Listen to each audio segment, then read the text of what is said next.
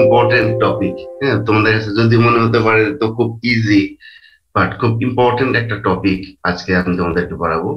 সেটি হচ্ছে precautionary measures two be taken during handling and using of pesticides. আমরা তো সবাই জানি, হ্যাঁ, যে পেস্টিসাইডসটা হচ্ছে কি একটা পয়জন, তাই না? এই পয়জন পেস্টিসাইডস ব্যবহার করতে আমাদেরকে কি কি সতর্কতা অবলম্বন করতে হবে, সেটা আমরা আজকে তোমাদেরকে পড়াবো। তো হোয়াট ইজ পেস্টিসাইডস, তোমরা কি কেউ বলতে পারবা হোয়াট ইজ পেস্টিসাইডস?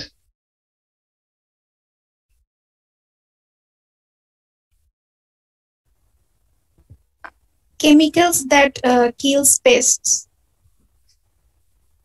আচ্ছা, হ্যাঁ, কেমিক্যালস হতে পারে আসলে এনি সাবস্টেন্সেস, কেমিক্যাল হতে পারে আবার নন কেমিক্যাল হতে পারে। ঠিক আছে, যেমন তোমার মনে করো ব্যাসিলাস থুরেনজাইন্সিস ব্যাকটেরিয়া, যেটাকে আমরা সংক্ষেপে বলি বিটি। ওটা কিন্তু একটা কেমিক্যাল না, ওটা একটা কি, প্যাথোজেন। কাজেই ওই প্যাথোজেন যখন আমরা ইউজ করবো তখন ওটাও কিন্তু একটা পেস্টিসাইডস, তাই না? সো আমাদের আনসারটা আসলে এরকম হবে। তোমার আনসারটা হয়েছে ঠিকই আছে, বাট পার্শিয়ালি কারেক্ট। আমাদের আনসারটা হবে যে any substances that kill pest is called pesticides. হ্যাঁ, এটাই হচ্ছে আমাদের মেইন থিমটা। হ্যাঁ, সেটা আমাদের কেমিক্যালও হতে পারবে, আমাদের বোটানিক্যালস হতে পারে, কিছু কিছু প্ল্যান্ট এক্সট্রাক্ট আছে, হ্যাঁ, যেগুলো আমরা ইউজ করে থাকি টু কিল দ্য পেস্ট। আবার কিছু মাইক্রোবিয়াল প্যাথোজেন আমরা ইউজ করে থাকি। ঠিক আছে, কাজেই যদি কেমিক্যাল বলি তাহলে শুধুমাত্র কেমিক্যালকে ইন্ডিকেট করবে, তাই না? কেমিক্যাল, আমরা কেমিক্যাল ছাড়াও বোটানিক্যালস, মাইক্রোবিয়াল প্যাথোজেন্স এগুলো ইউজ করে থাকি, এদেরকে পেস্টিসাইড বলা হয়ে থাকে। ঠিক আছে, সো কাজে আমরা কি জানতে পারছি এখান থেকে, যে এটা আসলে একটা কেমিক্যাল বা অন্য কোনো একটা সাবস্টেন্স যেটা পেস্টকে কিল করবে। যেহেতু পেস্টকে কিল করবে এর মানে হচ্ছে ইট ইজ পয়জনাস, তাই না, বিষাক্ত। And therefore several precautionary measures, হ্যাঁ, we have to take during handling and using of pesticides. কাজে কিছু আমাদেরকে প্রিকশনারি মেজার্স নিতে হবে। এটা আমরা যখন ব্যবহার করবো তখন, অথবা হ্যান্ডলিং করবো তখন। হ্যান্ডলিং করা বলতে বোঝাচ্ছে ব্যবহারের আগে পরে, ব্যবহারের সময় সবসময় আর কি। আচ্ছা, তাহলে আমরা দেখি কি কি আমাদের প্রিকশনারি মেজার্স নিতে হবে। ফার্স্ট, আমরা যদি বলি এরকম যে একটা পেস্টিসাইড আমরা যখন ইউজ করব, হুম, তো ইউজ করার আগে কিন্তু আমাকে কি করতে হবে, পেস্টিসাইডটা বাজার থেকে কিনতে হবে, তাই না? বাড়িতে আনতে হবে, তারপর আরো অনেক আনুষঙ্গিক কাজ টাজ আছে। আচ্ছা, তোমাদেরকে মানে সাধারণ সেন্স আমি বলতে চাচ্ছি আর কি। তুমি যদি কোনো একটা পেস্টিসাইড, ধরো তোমার একটা ফসলে পোকার আক্রমণ হয়েছে, এখন তুমি সেই পোকাটাকে কি করতে চাও, তাহলে তোমাকে কি করতে হবে, ফসলে প্রয়োগ করার আগে তোমাকে কিছু স্টেপ নিতে হবে, তাই না? যেমন বাজারে গেলা, যে তুমি পেস্টিসাইডটা কিনে বাসায় নিয়ে আসলা, এটাই তো তোমার ফার্স্ট স্টেপ একটা, তাই না? সেকেন্ড স্টেপ হলো কি, তারপর তুমি পেস্টিসাইডটাকে তৈরি করে তুমি কি করবা, জমিতে প্রয়োগ করবা। আচ্ছা, প্রয়োগ করা হয়ে গেলে তারপর কি, খালি বোতলটা রয়ে গেল। এর পরবর্তীতে কি, খালি বোতলটা এখন কি করবা, পরবর্তী আফটার অ্যাপ্লিকেশন, হ্যাঁ, একটা স্টেজ রয়ে গেছে। অর্থাৎ তাহলে কি, আমরা যদি খুব সাধারণ সেন্সে আমরা চিন্তা করি তাহলে দেখা যাচ্ছে যে পেস্টিসাইড অ্যাপ্লিকেশন করার কিন্তু মূলত ফেজ তিনটা, তাই না? একটা হলো বিফোর অ্যাপ্লিকেশন, তোমার একটা হচ্ছে ডিউরিং অ্যাপ্লিকেশন, আফটার অ্যাপ্লিকেশন। অর্থাৎ এই তিনটা স্টেজে আমাকে কি করতে হবে, তোমার তাহলে কিছু সতর্কতা অবলম্বন করতে হবে। সো আমি প্রথম তোমাদেরকে তাহলে পড়াই যে প্রিকশনারি মেজার্স, হ্যাঁ, বিফোর পেস্টিসাইড অ্যাপ্লিকেশন। অর্থাৎ পেস্টিসাইড প্রয়োগ করার আগে আমাকে কি কি প্রিকশনারি মেজার্স নিতে হবে। ঠিক আছে, আচ্ছা, দেখো নাম্বার ওয়ান, প্রথম precautionary measures, the pesticides must be purchased only from the registered pesticides dealer having valid license। তাহলে আমার প্রথম যে পয়েন্টটি সেটি হচ্ছে কি, তোমার পেস্টিসাইড অবশ্যই কোন একটা রেজিস্টার্ড ডিলারের কাছ থেকে আমাকে কিনতে হবে।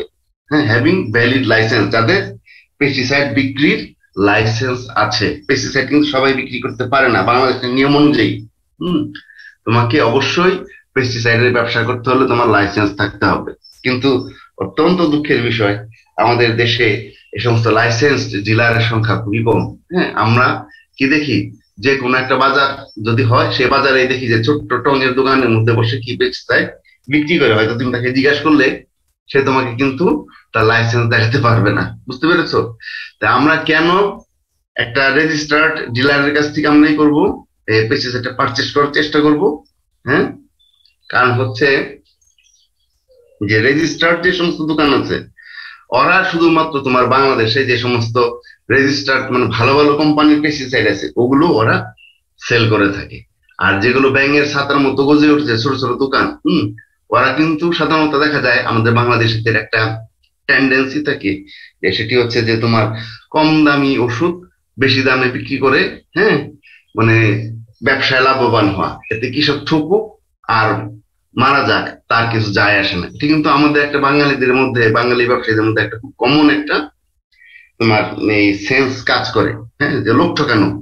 কাজে তুমি যদি আনঅথেন্টিক ডিলারের কাছ থেকে তুমি পেস্টিসাইড কিনো, তাহলে দেখা যাবে যে পেস্টিসাইডটা তুমি কিনছো সেটা কিন্তু তোমার ওরকম অথেন্টিক সোর্স থেকে নাও আসতে পারে।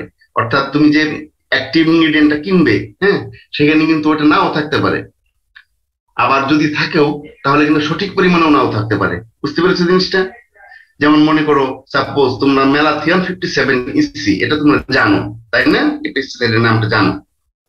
একটা বোতলের গায়ে যদি লেখা থাকে, ধরো ভালো একটা কোম্পানি, সাপোজ তোমার কোত্থেকে বলো মিমপেক্স বা অন্য কোনো একটা কোম্পানির কাছে তুমি যদি কিনো, তাহলে তোমার কিন্তু লেখা থাকবে, হ্যাঁ, যে যেমন 557 ইসি লেখা থাকলো, এটা কিন্তু ভালো ভালো কোম্পানি। আর তোমার যদি এখন কোন একটা 2 নম্বরী কোম্পানি থেকে, ছোটখাটো কোম্পানি থেকে যদি তুমি ম্যালাথিয়ন কিনো, তখন ওই 2 নম্বরী কোম্পানি গুলো কি করবে? চেষ্টা করবে যে দেখি এখানে অ্যাক্টিভ ইনগ্রিডিয়েন্ট কমিয়ে দিয়ে কিভাবে লাভ করা যায়। তখন ওরা করবে কি, উপরের লেভেলে ঠিকই লেখা থাকবে ম্যালাথিয়ন 57 ইসি, বাট ওই যে পেস্টিসাইডটা তার সরবরাহ করবে ওখানে আর 57% থাকবে না, হয়তো 20% থাকবে। আবার গবেষণা করে দেখা গেছে যে কোন কোন পেস্টিসাইডের ভিতরে, হ্যাঁ, তোমার অ্যাক্টিভ ইনগ্রিডিয়েন্টই নাই, শুধুমাত্র ফিলার মেটেরিয়াল দিয়ে বোতলজাত করে রেখে দিচ্ছে। তাহলে কি হবে? তাহলে ফার্মার ওই পেস্টিসাইড কিনে যদি বা তার ফসলের জমিতে প্রয়োগ করে, হ্যাঁ, তাহলে কিন্তু তার পেস্ট কন্ট্রোল হবে না। এতে ফার্মার দুই ভাবে তোমার ক্ষতিগ্রস্ত হবে। ফার্স্টলি হচ্ছে সে টাকা দিয়ে খরচ করে তোমার পেস্টিসাইড কিনে এনেছে, হ্যাঁ, এটা। আর সেকেন্ডলি হচ্ছে তার পেস্ট কন্ট্রোল না হওয়াতে তার ফসল নষ্ট হয়ে যাবে। তার কাছে প্রোডাকশন কষ্ট বেড়ে গেল, আবার এতে ফসল নষ্ট হয়ে গেল। কাজেই এটা কিন্তু তোমার কাছে মনে হচ্ছে যে খুব সিম্পল একটা পয়েন্ট, বাট এটা ভেরি ইম্পর্টেন্ট একটা পয়েন্ট, হ্যাঁ। তাই তোমরা ফার্মারদেরকে সবসময় অ্যাডভাইস করবে রেজিস্টার্ড যে সমস্ত ডিলার আছে, বড় বড় দোকান আছে, ওখান থেকে যেন তারা ভালো মানের পেস্টিসাইড ক্রয় করে। আর কিছুদিন পরেই তো তোমরা এগ্রিকালচার অফিসার হবে, হ্যাঁ, তাই তোমাদের এই পয়েন্টটা খুব মাথায় রাখতে হবে। আচ্ছা, তাহলে আমার কেনার আগে আমাকে কি করতে হবে? Pesticide must be purchased only from registered pesticide dealer having valid licence. এটা আমার ফার্স্ট প্রিকশন মেজার্স। আচ্ছা, সেকেন্ড প্রিকশন মেজার্স আমার কি? Only required quantity and well packed pesticides should be purchased. আমাকে কি করতে হবে? আমার যদি যতটুকু জমি আছে ওই জমিটুকুর জন্য ঠিক যে পরিমাণ মিনিমাম কোয়ান্টিটি, হ্যাঁ, আমার পেস্টিসাইড ক্রয় করা যায় সেটুকু আমি করবো। এবং ওয়েল প্যাকড কেনার সময় আমি দেখবো বোতলটা যেন কোনোভাবে মুখ টুক খোলা বা সিল গুলো যেগুলো আছে তোমার এই সিকিউরিটি যে সিল লাগানো থাকে ওগুলো যেন ভাঙা টাঙা বা ছেঁড়া না থাকে। যদি থাকে তাহলে ওই বোতলটা আমি আর নেব না। কেন নিব না? সেটি হচ্ছে যদি সিল খোলা থাকে তাহলে বুঝতে হবে কি তোমার ওই বোতলটা কেউ খুলে ওটা আবার রিপ্যাকিং করেছে, এতে তোমার প্রতারিত হওয়ার সম্ভাবনা থাকবে। বুঝতে পেরেছো? আর অনলি রিকোয়ার্ড কোয়ান্টিটি, আমরা খুব বেশি পরিমাণে কিনবো না। কারণ হচ্ছে আমার যেহেতু বাংলাদেশে পেস্টিসাইড অ্যাভেলেবল, আমার যখন প্রয়োজন আমি তখন পেস্টিসাইডটা দোকান থেকে কিনতে পারবো। যদি বেশি অ্যামাউন্ট কিনি, প্রত্যেকটা পেস্টিসাইডে কিন্তু একটা শেলফ লাইফ থাকে, খোলার পর ওগুলো আস্তে আস্তে নষ্ট হয়ে যায়। বুঝতে পেরেছো? তাহলে তুমি বেশি কিনে রাখো, অর্ধেক ইউজ করলা, মনে করলা যে এবার আমি বড় সিজনে অর্ধেক ইউজ করলাম, বাকি অর্ধেক আমনে ইউজ করবো। তো আমন আসতে আসতে দেখা যাবে ওই পেস্টিসাইডে কি হয়ে গেছে, তোমার কার্যকারিতা থাকবে না। ফলে কি হবে? তোমার তোমার যে লক্ষ্য, যেটা মিশন, হ্যাঁ, পেস্ট কন্ট্রোলের যে মিশন, সেটা কি হবে? ব্যর্থ হবে। সো তোমাকে এই জিনিসটা খেয়াল রাখতে হবে যে only required quantity and well packed pesticides should be purchased. তোমরা বুঝতে পেরেছো?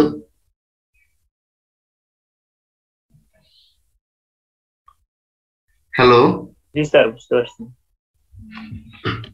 আচ্ছা, এখন third point, the labels on the container of pesticide should be carefully read and manufacturer's direction strictly followed। হ্যাঁ, পেস্টিসাইডের গায়ে যে লেবেল থাকবে, এই আমি তোমাদেরকে একটা ছবি দেখালাম, হ্যাঁ, দেখতে পাচ্ছ এখানে, এই লেভেলটা খুব কেয়ারফুলি তোমাকে পড়তে হবে। সো দ্য লেভেল on the containers of pesticide should be carefully read and the manufacturers direction strictly followed.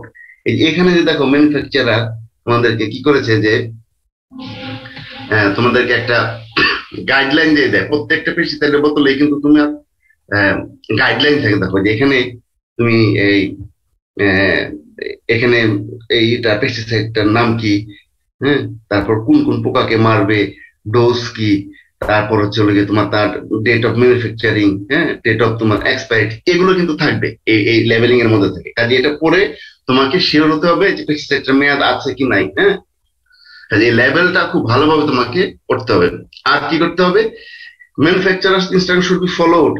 আর কি ইনস্ট্রাকশন, যে এই পেস্টিসাইডটা বাজার থেকে কিনে আনার পর, হ্যাঁ, এই পেস্টিসাইডটা আমি কি কন্ডিশনে রাখতে হবে, আমার এনে কি আমি রোদ্রের মধ্যে ফেলে রাখবো মাঠের পাশে, নাকি না ছায়াযুক্ত শীতল স্থানে রাখবো। ওখানে ম্যানুফ্যাকচারার কিন্তু ওখানে বলে দিবে, হ্যাঁ, যে যেগুলো তোমার লাইটের প্রতি সেন্সিটিভ হইতে বলবে যে আলো থেকে দূরে রাখুন, টেম্পারেচারের প্রতি সেন্সিটিভ তখন বলবে যে ঠান্ডা শীতল স্থানে রাখুন।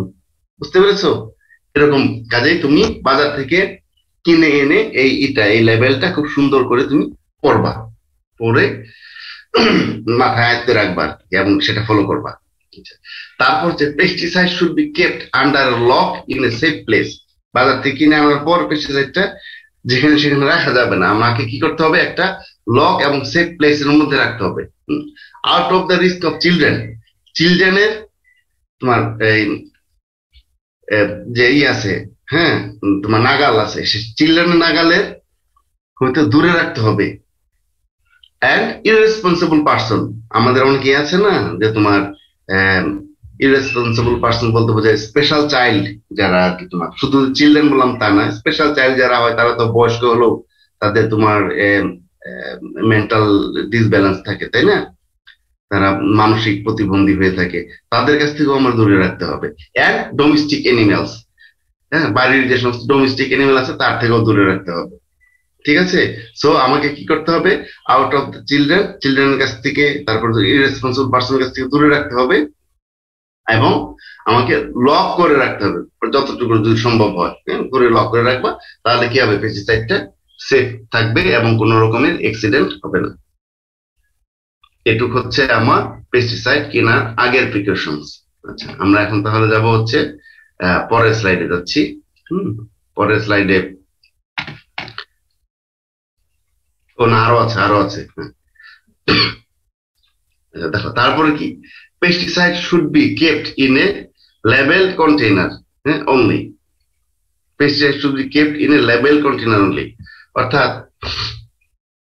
পেস্টিসাইডটা কিনে নিয়ে আসলা, ঠিক আছে, একটু এক সেকেন্ড,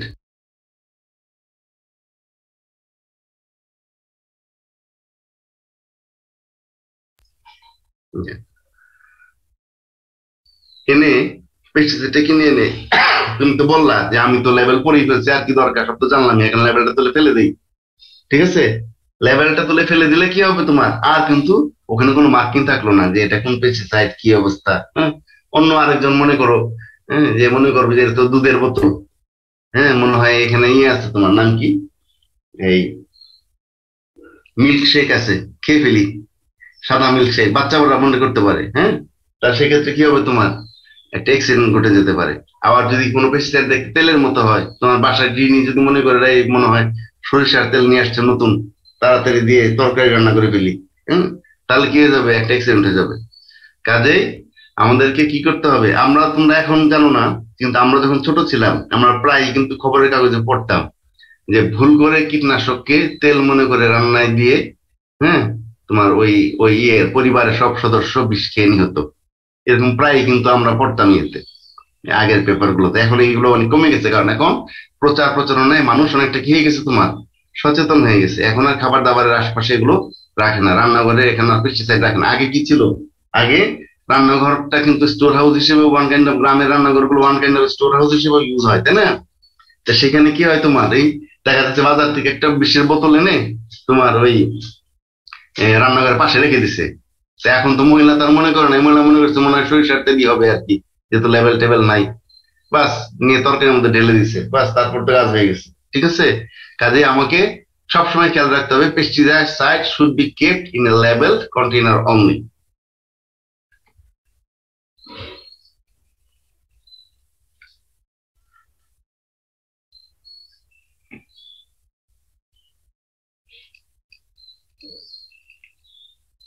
ঠিক আছে?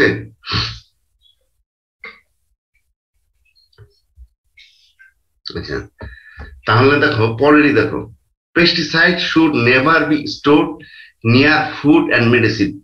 পেস্টিসাইডকে কখনোই খাবার বা মেডিসিনের পাশে রাখা যাবে না। ঠিক আছে? পেস্টিসাইডকে কখনোই খাবার বা মেডিসিনের পাশে রাখা যাবে না। যেমন দেখো এই যে এই ছবিটা দেখো, হ্যাঁ, ঠিক আছে? দেখো এখানে এটা কি তোমার এটা বুঝতে পারছো জিনিসটা কি? এটা কিসের ছবি বলো তো দেখি? Apple juice, sir. হ্যাঁ, অ্যাপেল জুস। এই অ্যাপেল জুস করতেছে কি, সে পুরাতন পেস্টিসাইডের যে কন্টেইনার আছে ওটাকে ধুয়ে ওইটার মধ্যে ঢেলে মনে করতেছে একটু ছোট, এই বড় কন্টেইনারের মধ্যে একবার দুইটা ভরে রাখি, পরে এখান থেকে বাচ্চারা খেতে থাকবে। এটা কি উচিত? উচিত না। এবং দেখো এটা ঢালতেছে, ঢালতেছে কোথায়? দেখো এখানে কিন্তু পাশে কিন্তু তোমার খাবারটা বার রয়ে গেছে, কাজে এখান থেকে পয়জন কিন্তু এখানে আসতে পারে। আর যে জুসটা এখানে ঢালতেছে, হ্যাঁ, এটা তো পয়জন আছে যেতে পারে, কাজে এটা কাজটা করা যাবে না। এনিওয়ে, তাহলে আমি কি, pesticide should never be store near food and medicine. খাদ্য এবং মেডিসিনের পাশে পেস্টিসাইড রাখা যাবে না। একটা তুমি মেলাথিনের বোতল রাখলা, ধরো এক বয়স্ক মানুষ, তোমার বাবা আছে, তার কাশি হয়েছে, জ্বর হয়েছে, সে টুসকা সিরাপ খায়, ঠিক আছে? এখন মেলাথিনের বোতল যদি তুমি টুসকা সিরাপের পাশে রেখে দাও, সে হয়তো ভুল করে ওই মেলাথিন ইটা না নিয়ে, কি টুসকা সিরাপটা না নিয়ে মেলাথিন নিয়ে গিলে খেয়ে ফেলবে, তখন কি হয়ে গেল, খবর হয়ে গেল। ঠিক আছে? কাজে কখনোই খাদ্য এবং মেডিসিনের পাশে রাখা যাবে না। Pesticide should be carried separately during transportation. যখন তুমি বহন করবা, পেস্টিসাইডকে আলাদা বহন বহন করবে। হ্যাঁ, ঠিক আছে আমি বাজারে গেলাম, কোনো সমস্যা নাই, এক কাজ করি, চাল ডাল এগুলো সবজি কিনে উপরে পেস্টিসাইডের বোতলটা ভরে নিয়ে চলে আসলাম ব্যাগের মধ্যে করে। হ্যাঁ, এই কাজটা করা যাবে না, আলাদা ট্রান্সপোর্টেশন করতে হবে। কারণ কোনো কারণে যদি তোমার পেস্টিসাইডটা একটু লিকেজ থাকে, তাহলে কি হবে, তুমি চুয়াইয়ে পরে তোমার চাল ডালের মধ্যে মিশে যাবে। হ্যাঁ, তোমার তখন বিষাক্ততা সৃষ্টি হওয়ার সম্ভাবনা থাকবে। আচ্ছা, তারপর পয়েন্ট হচ্ছে, clean water should be used for preparing spray mixture. এখন আমি স্প্রে মিক্সচার করব, তাই না? স্প্রে মিক্সচার মানে অ্যাপ্লিকেশন করার আগে আমাকে কি করতে হবে, স্প্রে মিক্সচার তৈরি করতে হবে। সেক্ষেত্রে আমাকে কি করতে হবে, অবশ্যই ক্লিন ওয়াটার ইউজ করতে হবে। অনেকে কি করে কি, যে পেস্টিসাইডের বোতল আর নিয়ে, তোমার মেশিন নিয়ে এই মাঠে চলে যায়, ক্ষেতের যে সমস্ত তোমার আছে না, তোমার এই কাদাযুক্ত পানি, ওগুলোতে গুলিয়ে তারপরে স্প্রে করে। ওটা করলে যে কাজটা হবে, নজলটা ব্লক হয়ে যাবে। ঠিক আছে? তোমার কাদা থাকবে, নজল ব্লক হয়ে যাওয়ার সম্ভাবনা থাকে। হ্যাঁ, আর নজল গুলো যদি ধরো সম্পূর্ণ ব্লক নাও হয়, পার্শিয়াল ব্লকিং হলেও পেস্টিসাইড স্প্রেটা ইউনিফর্ম হবে না, ফলে তোমার ভালো কার্যকারিতা তুমি পাবে না। কাজে অবশ্যই clean water should be used for preparing spray mixture.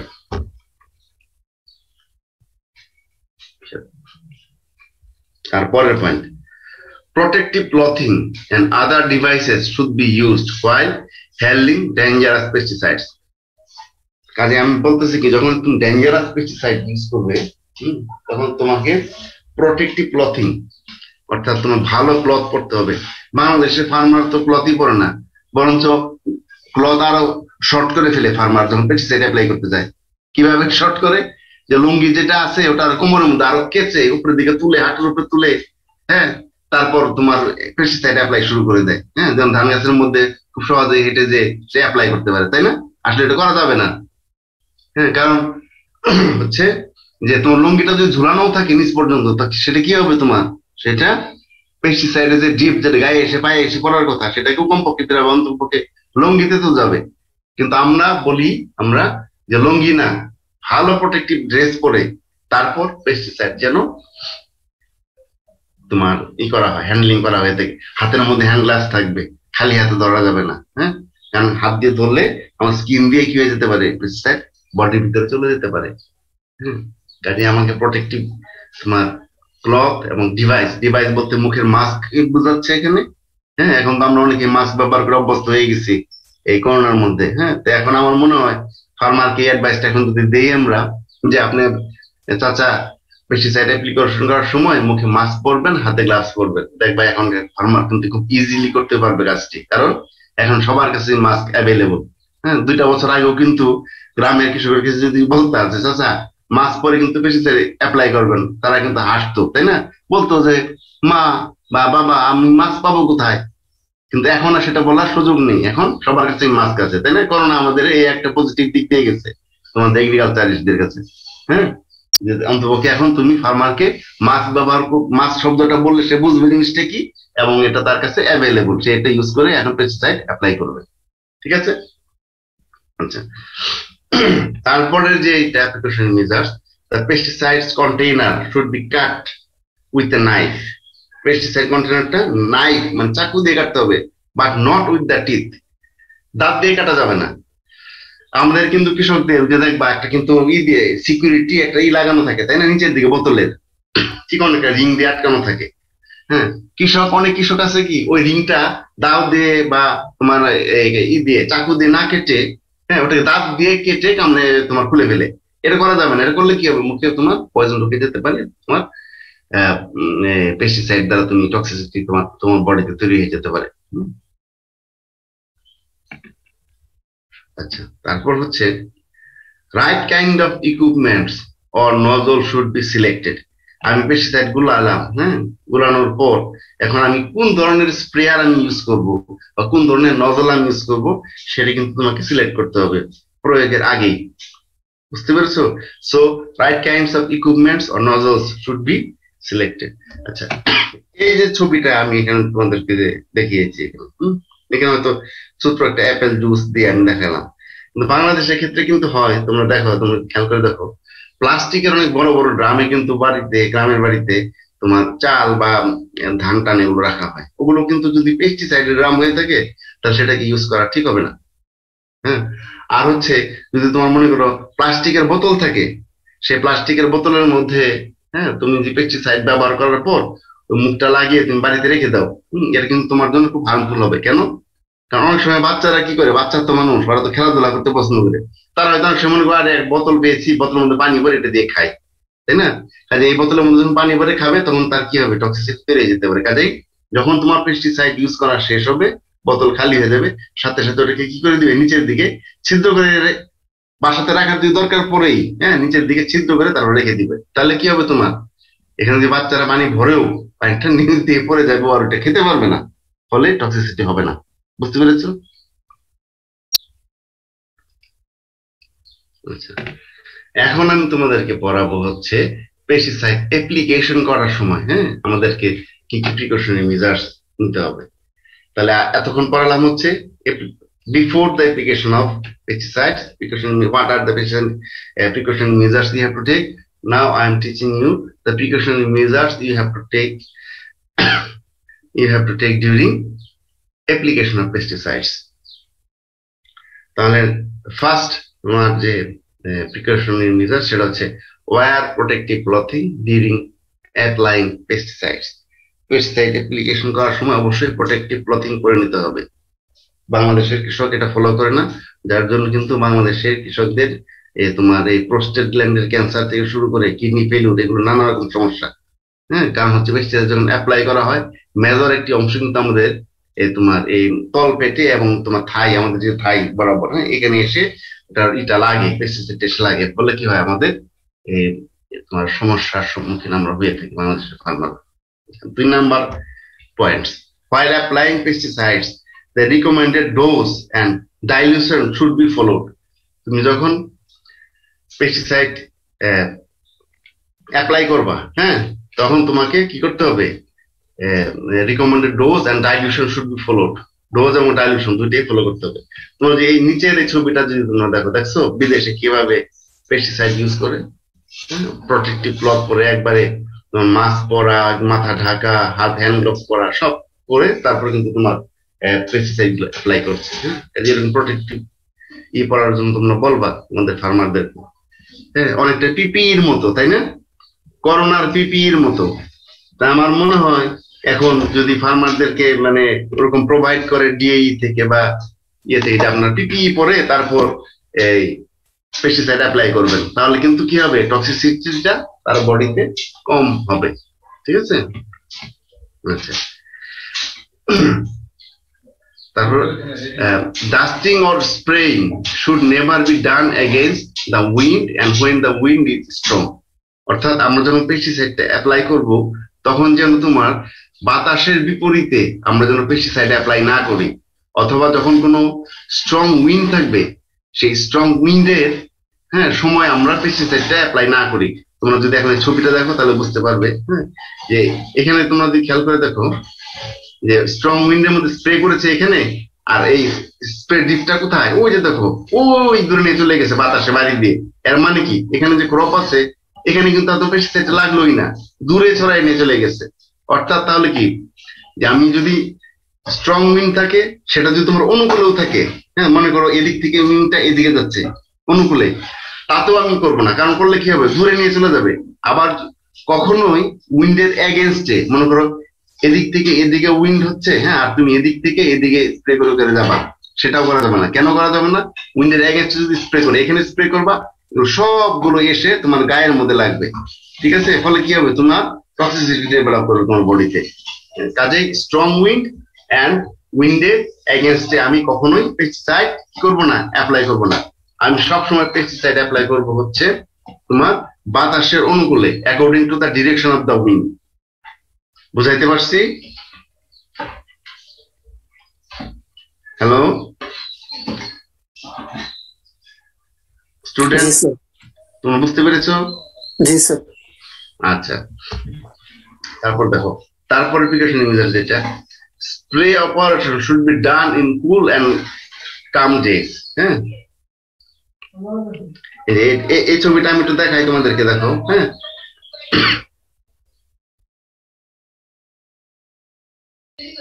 দেখো এখানে কিন্তু তোমার ঠান্ডা দিনে পেস্টিসাইডটা স্প্রে করতেছে, যখন কোনো বাতাস টাতাস নাই, কি নাই, বুঝছো, একদম দিনটা দেখলে বোঝা যায় প্রখর সানশাইন নাই, যখন একটু ডাল হয়ে গেছে।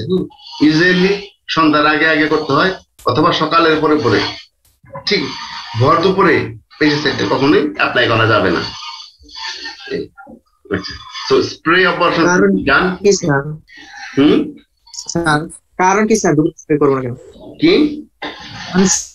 স্যার দুপুরের দিকে স্প্রে করবো না কেন স্যার? আর কি দুপুরে স্প্রে করলে তোমার সূর্যের হিটে, ঠিক আছে, পেস্টিসাইড গুলো ব্যবহার হয়ে চলে যাবে। ওই ব্যবহার হলে দুই ভাবে ক্ষতি হতে পারে। এক হচ্ছে যে তোমার নাক দিয়ে, তোমার বাষ্প দিয়ে তোমার ক্ষতি হতে পারে, আর দ্বিতীয়ত হচ্ছে যে প্ল্যান্ট সার্ফেস যেটা, ওটা আর প্ল্যান্ট সার্ফেস লেগে থাকবে না, ও গোলাটা দিয়ে উড়ে তোমার চলে যাবে উপরে। আর হচ্ছে হিটে অনেক সময় পেস্টিসাইড ব্রেকডাউন হয়ে যায়, ব্রেকডাউন হয়ে গেলে তখন আর কাজ করবে না।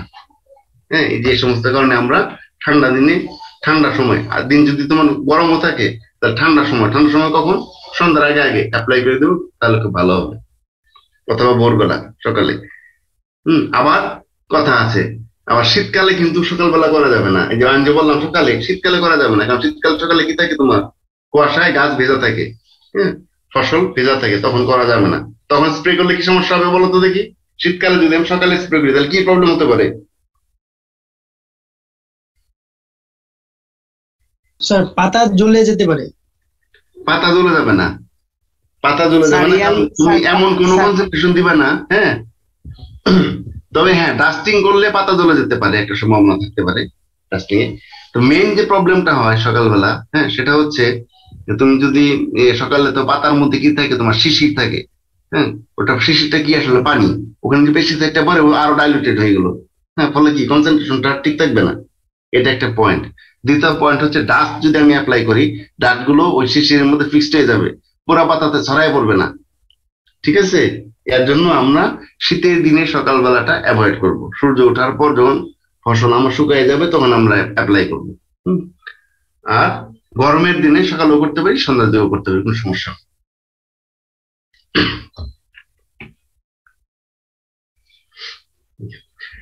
তারপর dangerous pesticides should not be mixed in lakes, ponds, rivers and stream. যে পেস্টিসাইড গুলো খুবই পারসিস্টেন্ট এবং অ্যাকোয়াটিক যে সমস্ত ফনা, ওদের জন্য তোমার ক্ষতিকর, সেই পেস্টিসাইড গুলো যেন আমরা বিলের যে পানি আছে, হ্যাঁ, বা পুকুরের আশপাশে যদি কোনো ক্ষেত থাকে, সেখানে আমরা ওই ওই ধরনের পেস্টিসাইড গুলো আমরা ইউজ করবো না। ওটার জন্য পানির সাথে না মিশে, সে ব্যাপারে আমাদেরকে খেয়াল রাখতে হবে। তারপর 6 নম্বর পয়েন্ট হচ্ছে, the operator should not be allowed to work more than 6 hours in a day. কোনো পেস্টিসাইড ওয়ার্কার যদি কোনো ওয়ার্কার পেস্টিসাইড অ্যাপ্লাই করতে চায়, তাকে একদিনে সর্বোচ্চ 6 ঘন্টা স্প্রে করার জন্য বা পেস্টিসাইড অ্যাপ্লাই করার জন্য মানে অ্যালাউ করতে হবে। এর বেশি করা যাবে না। এর বেশি অ্যালাউ করলে কি হবে, ওই যে বললাম, গায়ে এসে এসে তোমার পেস্টিসাইড পড়লে এতে তোমার টক্সিসিটি ডেভেলপ হতে পারে। বুঝতে পেরেছো? এর জন্য একজন অপারেটরকে should not be allow to work more than 6 hours in day. ঠিক আছে? আচ্ছা, তারপর হচ্ছে, any foods or drinking or smoking is strictly prohibited during application of pesticides. Pesticide প্রয়োগ করার সময় কোন রকমের কোনো কিছুই গ্রহণ করা যাবে না। কোনো পানি খাওয়া যাবে না, কোনো খাদ্য খাওয়া যাবে না, বিড়িও খাওয়া যাবে না। অনেকে মনে করো, তো আমি তো মুখ দেখে আমি তো ধোঁয়া নিচ্ছি, হ্যাঁ, বিড়ি একটা ধরায় নিয়ে খাইতে থাকি, সেটাও করা যাবে না। কারণ হাতের মধ্যে পেস্টিসাইড লেগে থাকলে ওটা টুটে লাগবে, বিড়ির পিছনটা ধরবে না, তখন ওই ধরে যখন বিড়ি টান দিবা, তখন কি চোটের মধ্যে লাগবে, তুমি পেস্টিসাইড দ্বারা আক্রান্ত হয়ে যাবে। হয়ে গেলে পরে তোমার মধ্যে ফ্যাটি টক্সিসিটি দেখা যাবে। কাজে যদি খাওয়ার প্রয়োজন পড়ে, স্মোকিং এর প্রয়োজন পড়ে, বা বিড়ি খাওয়ার দরকার পড়ে, বা তোমার যে যা কিছু করার দরকার পড়ে, পেস্টিসাইড অ্যাপ্লিকেশন শেষ করে সাবান টাবান দিয়ে হাত টাত বা গোসল করে তারপর তোমরা খাবে। ঠিক আছে? কাজেই আমরা কি জানলাম তাহলে? আমরা জানলাম যে পেস্টিসাইড অ্যাপ্লিকেশন করার সময় আমাকে প্রোটেক্টিভ তোমার ক্লথ ইউজ করতে হবে। তারপর হচ্ছে পেস্টিসাইডকে আমার কি করতে হবে, রিকমেন্ডেড ডোজে ডাইলিউশন করতে হবে। তারপর হচ্ছে তোমার স্ট্রং উইন্ড বা উইন্ডের এগেনস্টে আমরা পেস্টিসাইড অ্যাপ্লাই করব না। তারপর হচ্ছে পেস্টিসাইডকে আমার should be apply in cool and calm days. তারপর dangerous pesticide should not be mixed with water. তারপর হচ্ছে one should not work more than 6 hours in a day, and then any foods or drinks or smoking is strictly prohibited during application of pesticides. এগুলো হচ্ছে আমার pesticide যখন প্রয়োগ করব সেই সময়কার আমার প্রিকশন মেজার্স। আচ্ছা, এখন পরেরটা দেখো। হ্যাঁ, পরেরটা হচ্ছে কি, precautionary measures after applying pesticides. Precautionary measures after applying pesticides, অর্থাৎ পেস্টিসাইড প্রয়োগ করা শেষ, এরপর তোমার কি কি প্রিকশনারি মেজার্স তোমাকে নিতে হবে।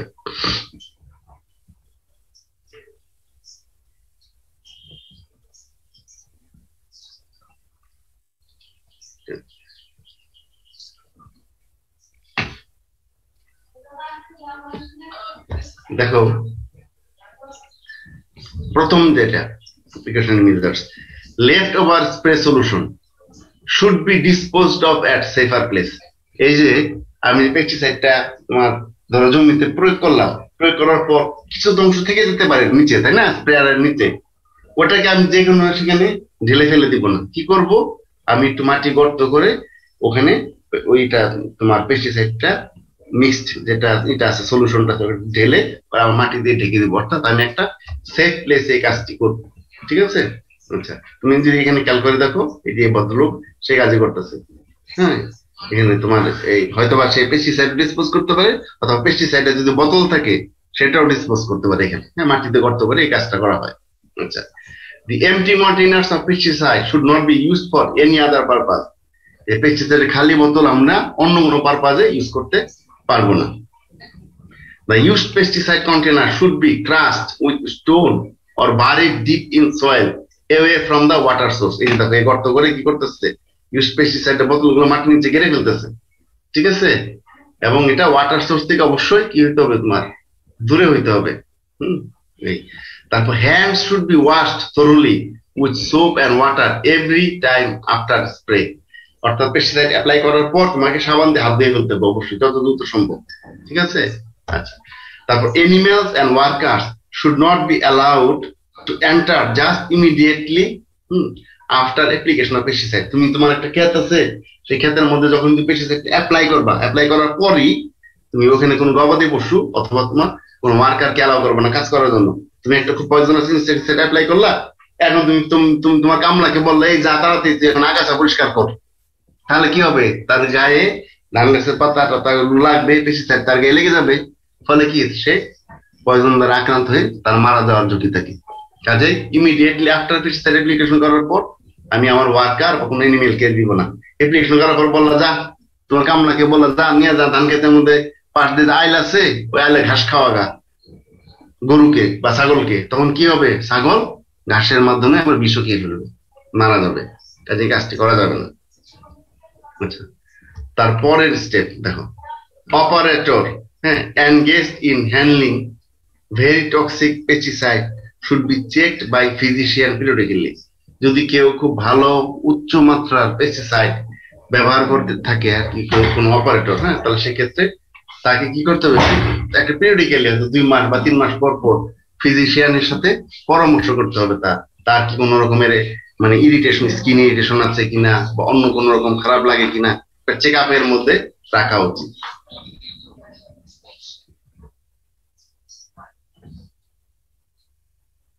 তারপর হচ্ছে on observing the poisoning symptoms, the first aid should be given and shown to the doctor. যদি তুমি দেখো কারোর মধ্যে কোনো পয়জনিং এর সিমটম দেখা দিচ্ছে, তো সেক্ষেত্রে তোমাকে কি করতে হবে? ফার্স্ট এইড নিতে হবে এবং যত দ্রুত সম্ভব ডাক্তার দেখাতে হবে। ঠিক আছে, এটা হচ্ছে আমার পেস্টিসাইড ব্যবহার করার পরের প্রিকশন মেজার্স। তাহলে আমরা কি বুঝলাম? আমরা বুঝলাম যে লেফট ওভার সলিউশন আমরা কি কি প্রিকশন মেজার্স, সেটা হচ্ছে লেফট ওভার সলিউশন আমরা কি করব না, আমরা যেখানে সেখানে ফেলবো না, একটা নির্দিষ্ট জায়গায় আমরা সেটাকে ডিসপোজ করব। 2 হচ্ছে এমটি কন্টেইনার আমরা কোনো ফার্দার পারপাজে ইউজ করব না, ওটাকে আমরা মাটিতে গেড়ে ফেলবো বা যেভাবে সেফ প্লেসে ডিসপোজ করব। 3 হচ্ছে হলো তোমার কি বলো,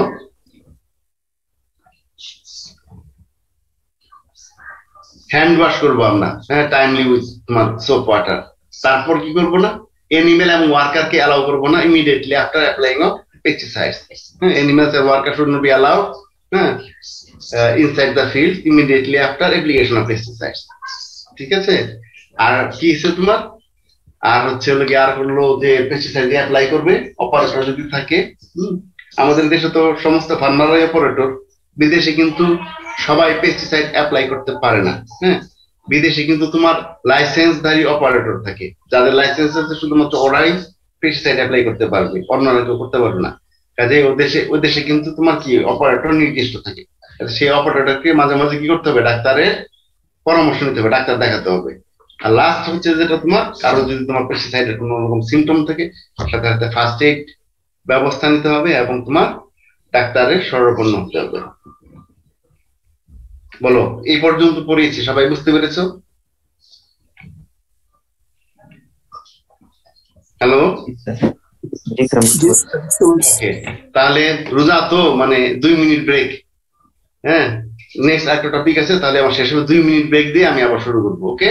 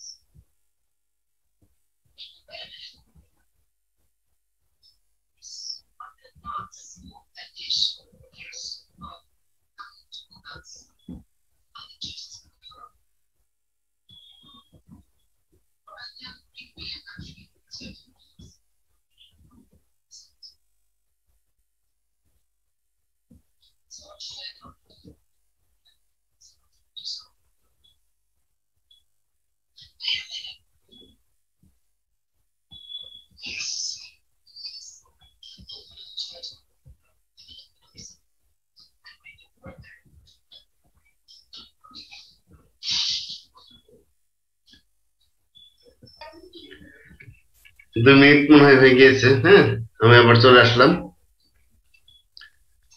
দেখো, এখন এখন হচ্ছে আরেকটি ইম্পর্টেন্ট টপিক তোমার, এটা প্রিকশনারি মেজার্স এর মধ্যেই। হ্যাঁ, সেটা হচ্ছে first aid precautions and general antidotes. হ্যাঁ, আমাকে ফার্স্ট এইড যে আমাকে নিতে হবে বলতে হবে, হ্যাঁ, এবং কি কি প্রতিরোধ ব্যবস্থা নিতে হবে কেউ যদি পয়জন মানে ইনসেক্টিসাইড দ্বারা মানে আক্রান্ত হয়ে যায়, হ্যাঁ, সেটা আমি তোমাদেরকে এখন পড়াবো। হ্যাঁ, দেখো, the following first aid measures should be taken until patient is taken to a hospital. আমি তো চাইলেই ধরো গ্রাম থেকে হট করে তাকে হসপিটাল নিতে পারবো না, তাই না? একজন কৃষককে সে তাহলে কি করতে হবে, হসপিটালে নেওয়ার আগে আমার নিজস্ব কিছু তোমার যদি আমরা পদ্ধতি অবলম্বন করে থাকি, তাহলে সেক্ষেত্রে আমি ফার্মার্সকে কি করতে পারবো, এই বিষাক্ততার হাত থেকে অনেকাংশে সারিয়ে তুলতে পারবো, বা অনেক ক্ষেত্রে আমার হসপিটালে নেওয়ার প্রয়োজনও পড়বে না। আচ্ছা, তাহলে সেক্ষেত্রে তোমরা যদি চিন্তা করো যে আমাদের কি এই পয়জনটা আমাদের বডিতে কিভাবে ঢুকতে পারে, কেউ কি একটু বলতে পারবা এই পদ্ধতিতে ঢুকতে পারে আমাদের বডিতে? বলো তো দেখি। স্যার ইনহেলেশনের মাধ্যমে ঢুকতে পারে, হ্যাঁ, তারপর স্কিন কন্টামিনেন্ট হয়ে ঢুকতে পারে, হ্যাঁ, হ্যাঁ, আই এর মাধ্যমে চোখের ভিতর দিয়ে ঢুকতে হ্যাঁ, পারে, ঢুকতে পারে। হ্যাঁ, স্যার মাউথের মাধ্যমে হ্যাঁ, যেটা একদম দেখাই রাখে, ইনজেকশন হতে পারে। হ্যাঁ, সোয়ালোড পয়জন অর্থাৎ গিলে ফেলতে পারে। হ্যাঁ, বিশেষ করে তো অনেকে তো তোমার মহিলারা একটু বেশি সেন্সিটিভ থাকে আর কি, গ্রামে খুব করে গিলে ফেলে। হ্যাঁ, তো তখন তোমার কি করতে হবে, হাজবেন্ড হিসেবে তোমার দায়িত্ব, হ্যাঁ, বা গার্ডেন হিসেবে তোমার দায়িত্ব, এই গিলে ফেলা পয়জনটাকে কি করা, মানে যেভাবেই হোক এটাকে মানে তাকে রিকভারি করার জন্য ব্যবস্থা নাও। তার কাজে কি আমরা, ওই ছেলেটা খুব ভালো বলছে, আমাদের সলিড পয়জনিং হতে পারে। হ্যাঁ, অর্থাৎ আমি গিলে ফেলতে পারি পয়জন, তারপর কি স্কিন কন্টামিনেশন হতে পারে, তারপর কি হতে পারে তোমার আই কন্টামিনেশন হতে পারে, আর হচ্ছে ইনহেলেশন হতে পারে, শ্বাস প্রশ্বাসের মাধ্যমে আমরা নিয়ে নিতে পারি। হ্যাঁ, খুব ভালো বলছো, থ্যাংক ইউ তোমাকে। আচ্ছা, তাহলে এখন তুমি যদি পেস্টিসাইডটা খেয়ে ফেলো তাহলে তোমার কি প্রিকশন মেজার্স নিতে হবে সেটা আমি এখন তোমাদের পড়াচ্ছি। First one, the stomach should be emptied as soon as possible. যত দ্রুত সম্ভব পাকস্থলী খালি করে ফেলতে হবে। হ্যাঁ, if the poison has been swallowed by the patient, যদি কেউ বিষ খেয়ে ফেলে তাহলে তার স্টমাক খালি করতে হবে। তোমরা তো দেখো নাই, আমরা ছোটবেলায় যখন ছিলাম, হ্যাঁ, তখন আমার যে স্কুল ছিল, বুঝতে পেরেছো, রাস্তার এক পাশে আমার স্কুল, রাস্তার আরেক পাশে ছিল হলো ইউনিয়ন পরিষদের কিন্তু একটা করে হসপিটাল ছিল আগে, আমি জানি না তোমাদের এলাকায় আছে কিনা। হ্যাঁ, আমি তো গ্রামে, তোমার আমাদের যে গ্রামে স্কুল ছিল যেটা, স্কুলের অপোজিটে তোমার ওই ইউনিয়ন পরিষদের যে হাসপাতাল ক্লিনিক, হ্যাঁ, ওখানে প্রায় কিন্তু দেখতাম, আমরা তো ছাত্র তখন, তাই না, 7-8 পড়ি, এই স্টুডেন্টরা আমরা তখন ওই ওদিক ঘুর ঘুর ঘুর করতাম, ক্লাস শেষ হয়ে গেলে ঘুর ঘুর করতাম, প্রায় দেখতাম যে রোগী নিয়ে আসতে বিষ খেয়ে ফেলছে রাগ করে, বাবার সাথে রাগ করে বিষ খেয়ে ফেলছে, মার সাথে রাগ করে বিষ খেয়ে ফেলছে। হ্যাঁ, তারপরে তোমার যে নানা রকম আছে পারিবারিক যে সমস্ত সমস্যাগুলো আছে ব্যক্তিগত জীবনে, ওগুলোর জন্য বিষ খেয়ে ফেলছে। প্রায় দেখতাম কি জানো, গলার মধ্যে দিয়ে তোমার পাইপ ঢুকিয়ে দিয়ে এই স্টমাক এমটি করতেছে, বমি টমি করিয়ে ওয়াশ করতেছে, স্টমাক ওয়াশ। হ্যাঁ, কাজেই এই স্টমাক ওয়াশের মেইন উদ্দেশ্যটাই হচ্ছে কি, তোমার স্টমাকটা খালি হয়ে যায়, তাহলে আর ভিতরে কিন্তু আর পয়জনটা থাকতেছে না, পয়জনটা বেড়ে যাচ্ছে, বেড়ে গেলে তোমার বডিতে অ্যাবজর্পশন হবে না, টক্সিসিটি কম হবে। এর জন্য তোমাকে কি করতে হবে, as soon as possible stomach should be emptied, তোমাকে এমটি করে ফেলতে হবে। and কিভাবে করবা, this can be done by giving warm salt solution।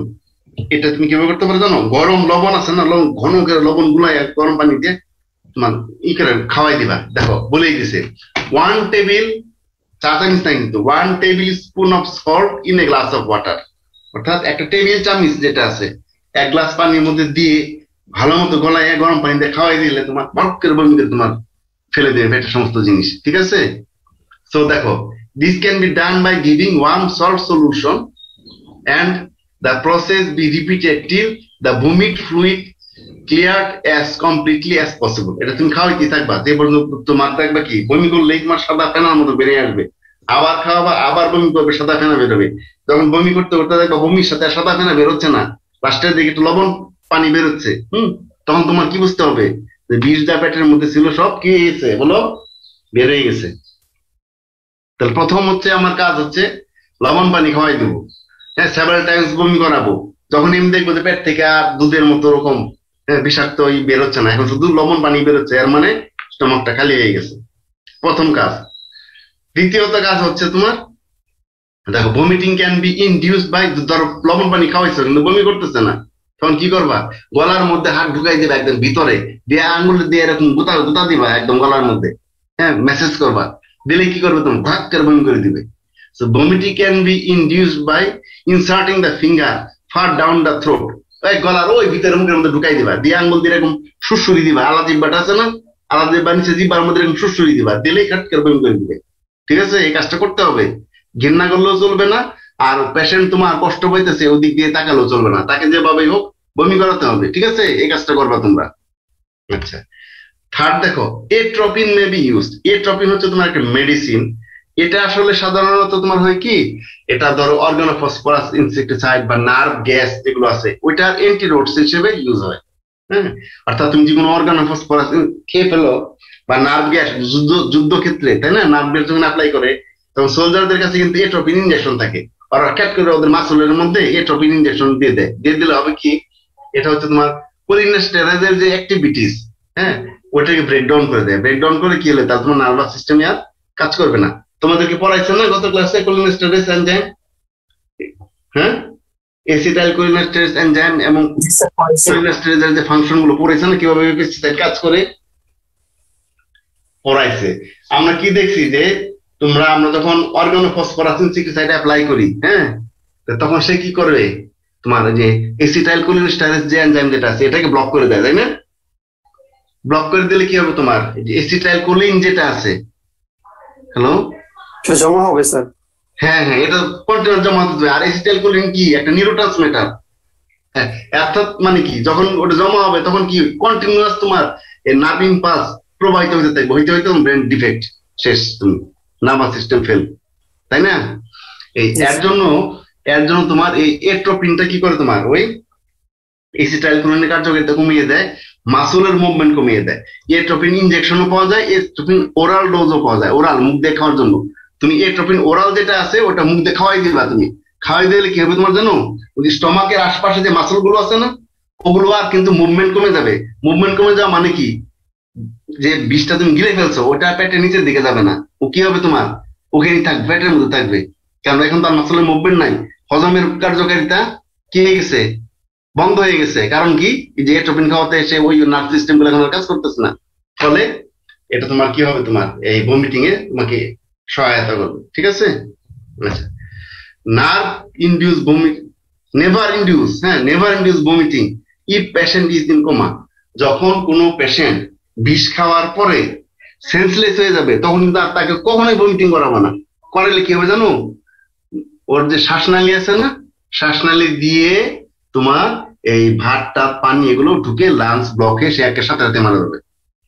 যখনই কেউ যদি মানে সজাগ থাকে তাহলে ভমিটিং করাবা, যখন সে কমায় চলে যাবে বা আনকনশাস ফিট হয়ে যাবে, হ্যাঁ অথবা সমানে এরকম খিস্তেছে, হ্যাঁ ইন কনভার্সন, হ্যাঁ মাথা কথা সমানে ঝাঁকায় খিস্তেছে, তখন আর তাকে কি করা যাবে না, ভমিটিং করানো যাবে না। ঠিক আছে, ভমিটিং করালে তার লাংসের যে লাইন যেটা আছে আমাদের, হ্যাঁ রেসপিরেশন লাইন, ওখানে তোমার এই ফ্লুইড বমি ম্যাটেরিয়াল ঢুকে যে তোমার কি হয়ে যাবে, সে আরো দ্রুত মারা যাবে। দ্য পেশেন্টস, দেখো এটা খুব ইম্পর্টেন্ট একটা জিনিস, should be given raw eggs. কাঁচা ডিম আছে না, কাঁচা ডিম একটা দ্রুত ভেঙে তোমাকে খাওয়াই দিবা বমি শেষ করার পর। কারণ কি জানো, কাঁচা ডিমের যে কুসুম টুসুম এটা কি পুরাটাই হচ্ছে গিয়ে তোমার প্রোটিন। প্রোটিনের কিন্তু একটা প্রপার্টিজ হলো সে অ্যাবজর্ব করে ম্যাটেরিয়াল গুলোকে। এই কাঁচা ডিম যদি তুমি খাইয়ে দাও তা তোমার স্টমাকের মধ্যে যে পয়জন গুলো আছে ওই ডিম গুলো যে পয়জন গুলো শোষণ করে ধরে ফেলবে, বুঝতে পারছো? ফলে কি হবে তোমার, ফলে এই পয়জনটা তোমার কি হবে না, এই বডি দ্বারা অ্যাবজর্ব হবে না। ঠিক আছে, the patient should be given raw eggs, plenty of milks, দুধ দিবা, or water as soon as the stomach has been emptied. যখনই স্টমাকটা খালি হয়ে যাবে তখন তুমি এই জিনিসগুলো দিবা। র খালি ডিম খাওয়াই দেবো, খা বেটা, যেরকম বিষ খাইছোস এখন কাঁচা ডিম খাও, যতই বন্ধ করুক তোর এটা খাইতে হবে, ধরে গলা হা করে দেখে খাওয়াই দিবা তোমার ডিম। ঠিক আছে, অথবা প্লেন্টি অফ মিল্ক খাওয়াই দিবা, অথবা পানি খাওয়াই দিবা, হ্যাঁ যেন ওখানে যদি কোনো থাকে ওটাকে যেন অ্যাবজর্ব করে দেয়। আচ্ছা, orally taken poison can be effectively absorb by medical carbon. কিছু চারকোল আছে তোমার আর কি, হ্যাঁ এনিমেল হাড় পরানো চারকোল, ওটা অনেক সময় পাওয়া যায় বিদেশে, আমাদের দেশে নাই। ওটা খাওয়াই দিলে ওই চারকোল ওটাকে অ্যাবজর্ব করে নেয় স্টমাক থেকে।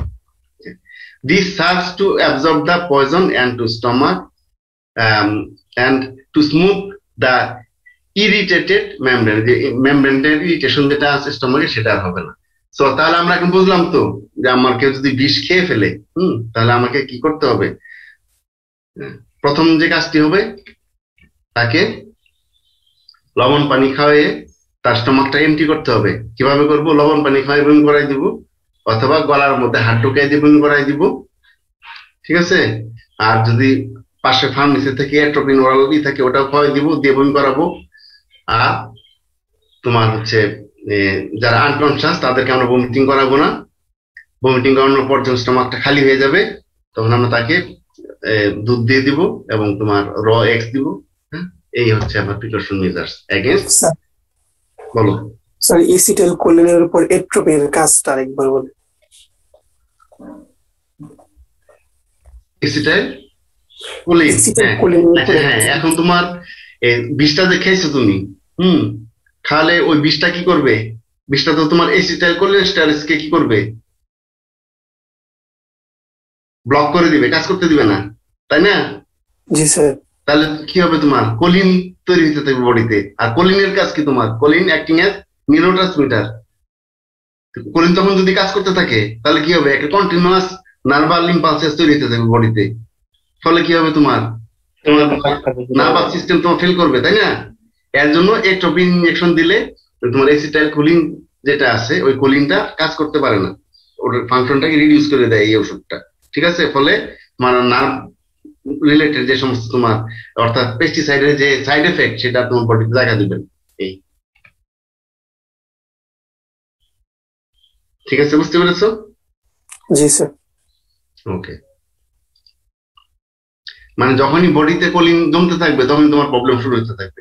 এই কোলিনটা করে কি তোমার ওই যে নার্ভের যেটা আছে নিয়ে তোমার ওই নিউরোট্রান্সমিটার দিয়ে সে আবার এসিটাইল কোলিন কি করে এটাকে আবার ভেঙে ফেলে, তাই না?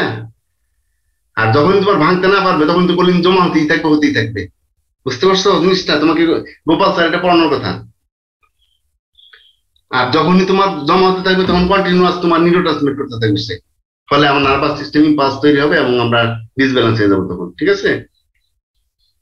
ওকে, আচ্ছা next, first aid precautions and general antidotes for inhaled তোমার পয়জন। যখন আমি নাক দিয়ে নিব তখন আমাকে কি করতে হবে? Patient should be taken to fresh air immediately and she or he should not be allowed to walk. পেশেন্টকে আমাকে কি করতে হবে? যত দ্রুত সম্ভব। ধরো সাধারণত ইনহেল পয়জন কখন হয়? হ্যাঁ, ফিল্ডেও হতে পারে, আবার স্টোর হাউসেও হতে পারে। স্টোর হাউসে আমরা অনেক সময় বিভিন্ন রকমের ফিউমিগ্যান্টস ইউজ করে থাকি, তাই না? তোমাদেরকে পড়িয়েছে তোমার এই পেস্টিসাইড ফর্মুলেশন গুলা। অনেক সময় কিন্তু আমরা ফিউমিগ্যান্ট ইউজ করি, হ্যাঁ, যে ধরো কোনো একটা কেমিক্যাল ওটা হয়তো ট্যাবলেট আকারে থাকে, এয়ারের কন্ট্যাক্টে আসলে ওটা ধোঁয়ার মতো হয়ে যাবে। তখন সব ফগার মেশিনে যেরকম দিচ্ছে, হ্যাঁ, ফগার মেশিনে যে স্প্রে করতেছে। এখন এই ধরনের ক্ষেত্রে ধরো সিটি কর্পোরেশনে তোমার চাকরি হয়েছে, কোন একটা লোক যদি অসুস্থ হয়ে পড়ে তখন তুমি কি করবা? তুমি তো একজন ইন্সপেক্টর, সেক্ষেত্রে তোমাকে যে কাজটা করতে হবে তাকে ফ্রেশ এয়ারে নিয়ে আসতে হবে এবং তাকে কখনোই হাঁটাহাঁটি করতে দেওয়া যাবে না, এটা খেয়াল রাখতে হবে। বড় কি কেন হাঁটাহাঁটি করতে দেওয়া যাবে না? তার ফিজিক্যাল মুভমেন্ট কেন করতে দেওয়া যাবে না?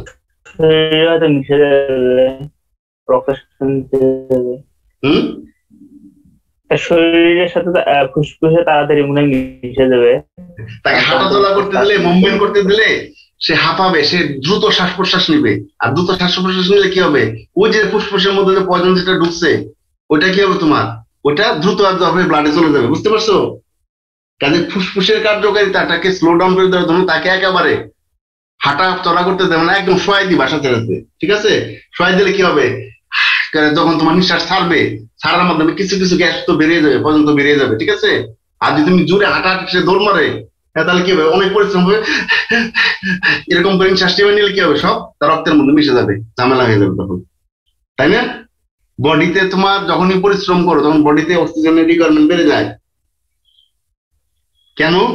পরিশ্রম করা মানে হচ্ছে যে তোমার এনার্জি ক্ষয় করা, আর এনার্জি যখনই ক্ষয় হয় তখন বডিতে কি এনার্জি দরকার হয়, তাই না?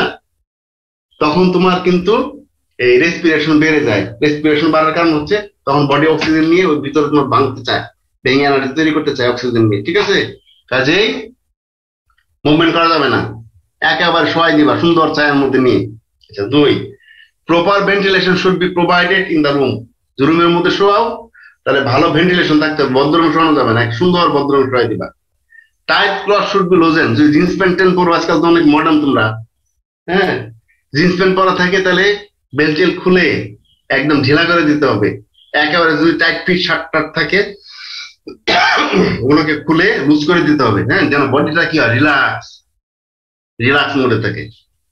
Arrangement for artificial respiration should be made. যদি দরকার পড়ে তোমার অক্সিজেন দেওয়ার প্রয়োজন হতে পারে। If breathing is stopped or is irregular, যদি তোমার শ্বাস প্রশ্বাসের অসুবিধা হয় তাহলে সেক্ষেত্রে অক্সিজেন সিলিন্ডার দিয়ে তোমার ওই অক্সিজেন দেওয়ার প্রয়োজন পড়তে পারে। তারপরের point, the patient should be wrapped by blanket. একটা কম্বল দিয়ে মুড়াই দিবা, কম্বল দিয়ে মুড়াই দিতে হবে যেন তার বডি টেম্পারেচার কোনোভাবে ফল না করে, বডি টেম্পারেচার যেন মেনটেন হয়, ঠিক আছে? কারণ হলো বিষ খেলে বডি টেম্পারেচার ফল করে, তারপরে হার্ট অ্যাটাক হয়। এই কাজটা করবা, কম্বল দিয়ে মুড়াই দিবা, কাঁথা গায়ে দিয়ে দিবা একটা, হ্যাঁ, যেন তার বডি টেম্পারেচারটা গরম থাকে। তারপর the patient should be kept free from disturbance and noise. মানুষ থেকে ইয়েতে অনেকে আছে না, এই বিষ খেয়েছে দেখি এরকম করতে করতে শত শত মানুষ ভিড় করে দেখে, এই সমস্ত নয়েজ এবং ডিস্টারবেন্স থেকে পেশেন্টকে দূরে রাখতে হবে, মানুষজন সব দূরে সরাই দিবা, ঠিক আছে? আচ্ছা, তারপর হচ্ছে the patient should be kept in dark room if he is in convulsion. যদি তোমার খিচনা থাকে তার, হ্যাঁ, তাহলে তাকে ডার্ক রুমে রাখবা। ডার্ক রুমে রাখলে, অন্ধকারে থাকলে খিচুনিটা কম হয়, ঠিক আছে? ওকে, দেখো তারপর হচ্ছে first aid in case of skin contamination. দেখো, the skin should be washed thoroughly with soap and water. স্কিনের মধ্যে পরে যত দ্রুত সম্ভব তোমার কি সাবান এবং পানি দিয়ে দিতে হবে। A stream of water should be applied on the skin while removing the clothes. যখন তুমি ক্লথ খুলে ফেলবা, তোমার গায়ের মধ্যে এসে পড়ছে বিচার করি, তখন তোমার জন্য অবশ্যই কি থাকে, পানির একটা ভালো প্রবাহ থাকে। তোমরা নিচের এই ছবিটা দেখতে পাচ্ছ, তাই না? দেখো সবার নিচে দেখো একটা ছবি আছে। আমি বাংলাদেশে যতদিন ছিলাম এই ছবিটা আমি কখনো কোথাও দেখি নাই। এই ছবিটা হচ্ছে তোমার বিদেশে, তোমার যে কোনো ল্যাবরেটরিতে তুমি যদি কাজ করো অথবা কোন একটা গ্রিন হাউসে কাজ করো যেখানে তুমি কেমিক্যাল নিয়ে কাজ করবা, সেখানে কিন্তু এই সিম্বলটা তুমি দেখতে পারবা। এই সিম্বলটার মিনিং হচ্ছে যে এখানে একটা ব্যবস্থা আছে, তোমার ইমার্জেন্সি শাওয়ার এন্ড আই ওয়াশের ব্যবস্থা আছে। প্রত্যেকটা বিল্ডিং এর এক কোনায় বা কোন একটা গ্রিন হাউসের একটা পাশে এই জিনিসটা দেওয়া থাকে।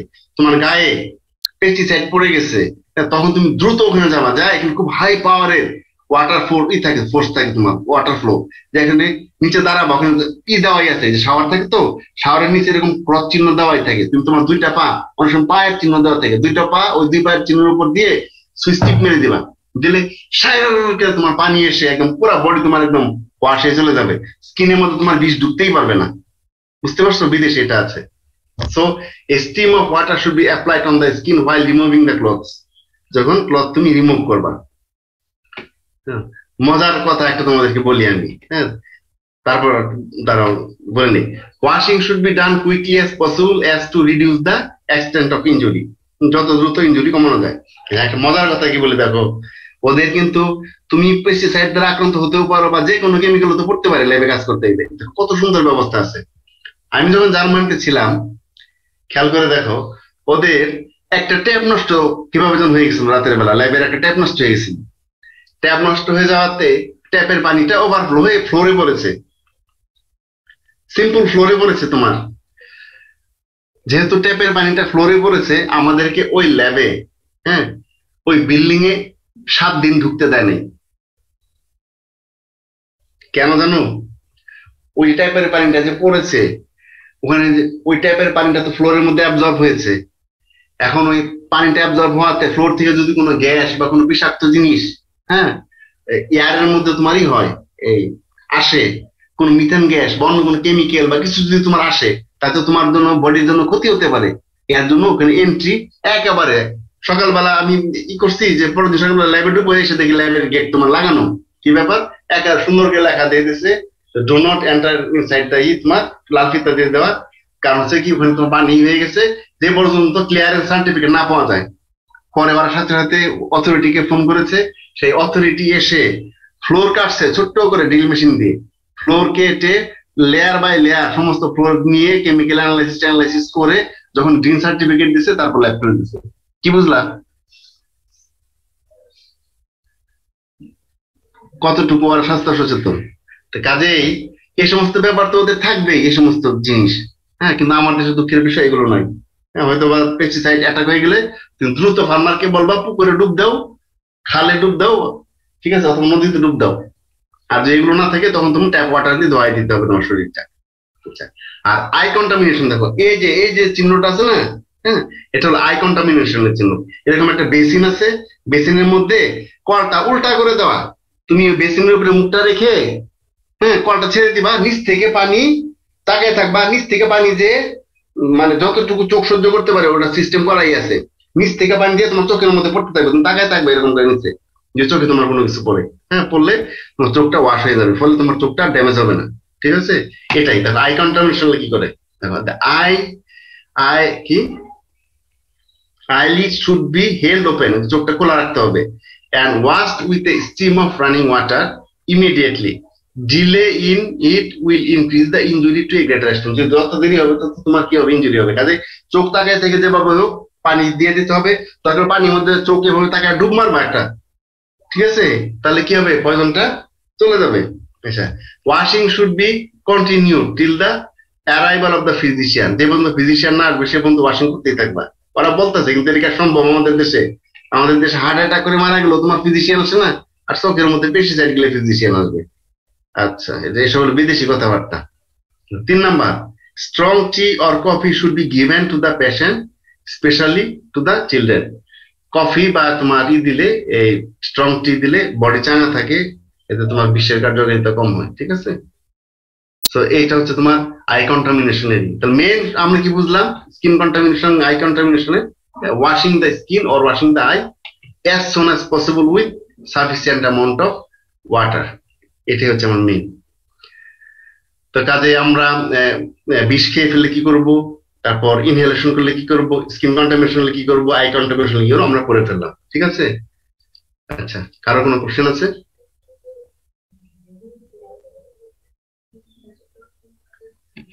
এই পর্যন্ত পড়ালাম, কারোর কোনো কোশ্চেন আছে?